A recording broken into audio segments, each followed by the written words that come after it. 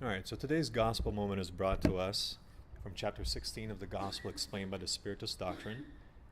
And chapter 16 is entitled, "It is not possible to serve both God and money." And then is item 1, and the passage reads, "No servant can serve two masters.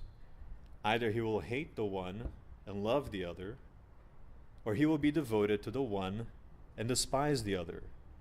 You cannot serve both God and money." And this is found in Luke 16:13. You cannot serve both God and money. Is money a bad thing? Is the accumulation of wealth a bad thing? No. Everything that we have in the world is not bad, because if it was bad, it would not be here, because everything is a creation of God. It is what we do with what's been given to us that may make it bad or good. The car doesn't cause an accident, the driver may cause the accident. The pencil does not misspell the word, the one using the pencil might misspell the word. So what we've been given here are tools for us to better our existence, to progress. There is the universal law of progress. And the accumulation of wealth and capital allows us to have what we have today, the comforts of modern life. The development of humanity has only been done, has only gotten to the point where we find ourselves due to the fact that there have been those who have accumulated wealth and as such have been the benefactors of humanity because they've granted others the opportunity to have jobs, to earn their daily bread, to feed their families, and to have a comfortable life as well. So in truth, wealth is not a bad thing. Because what we have to realize is that if this life is temporary, everything we are granted is temporary. We are not property owners. We are essentially renters. We are stewards of the tools and the gifts and the talents that God has given us. Everything we own is temporary. We are not taking any of that with us when we leave this life. So we have to put it to good use. The problem is when we allow these things to control us and to dominate us, when we allow us to be taken by the excesses because we want more constantly, more material wealth, more accumulation of things, and that takes us away from the path that we ought to take. And this is the problem, because then money no longer serves us to do what is right and to do what is good. We become servants of money. The money controls us. The goods and the material wealth begin to control us. And that is not the intention of our lives here. We have to allow ourselves to utilize these things that have been granted to us as tools for our betterment, as tools for our own inner development. And this is what the passage says, and this is what the passage means, because if we forget that we are here temporarily, we are only going to focus on the things that are temporary. We're going to focus on money. And if we focus on the money and acquiring goods, we're going to forget about our true essence, so we're not going to be able to serve God. Because in using these instruments like money to serve us, we're serving God as well, because He served us these gifts and these presents and these talents. So we have to keep this in mind. And we find here that in the passage, in the section that is entitled The Spirit Teachings, in the same chapter, chapter 16, and item 9, which is a passage that was brought to us from the spirit of Blaise Pascal, and it was psychographed in Geneva in 1860. The first paragraph explains this very well, what I've just said here, which is the purpose of this passage. It says, the only true property you can own is what you can take with you when you leave this world. In other words, nothing that is material can be taken. We know this for a fact.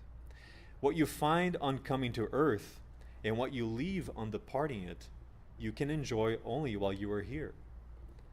Thus, strictly speaking, you do not have property rights over the things you are forced to leave behind, but the right to their temporary use. So we are stewards of the goods that we have, and we must make the best of them and not allow them to control us or dominate us. In what does true property consist? Nothing that the body can use, but everything that serves the soul. And what serves the soul? Intelligence, moral virtues, knowledge, the things that we truly can carry with us when we leave here, the immaterial things, the transcendental things. This is what you bring and take with you. It is what no one can take away, and it will be even more useful to you in the next realm. No one can take it away. Why? Because there is no such thing as going backwards. We are constantly in a state of evolution. We might remain stationary for a certain period of time, but everything that we've gained, all the knowledge, everything that we've obtained throughout our existences, be them moral virtues or not, or intelligence, stays with us. It'll be even more useful to you in the next realm. It is your responsibility to be richer on departing than you were on arriving in this world. Of course, not richer in material wealth, but richer in that spiritual wealth. What can we do to add to our spiritual accounts?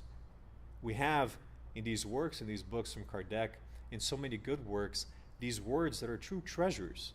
And if we invest in learning what they are, and we absorb them into our divine account, into our spiritual account, we will certainly have dividends and earnings that will prosper and will fructify and allow us to do even more as we continue on this progress in these successive existences that we have.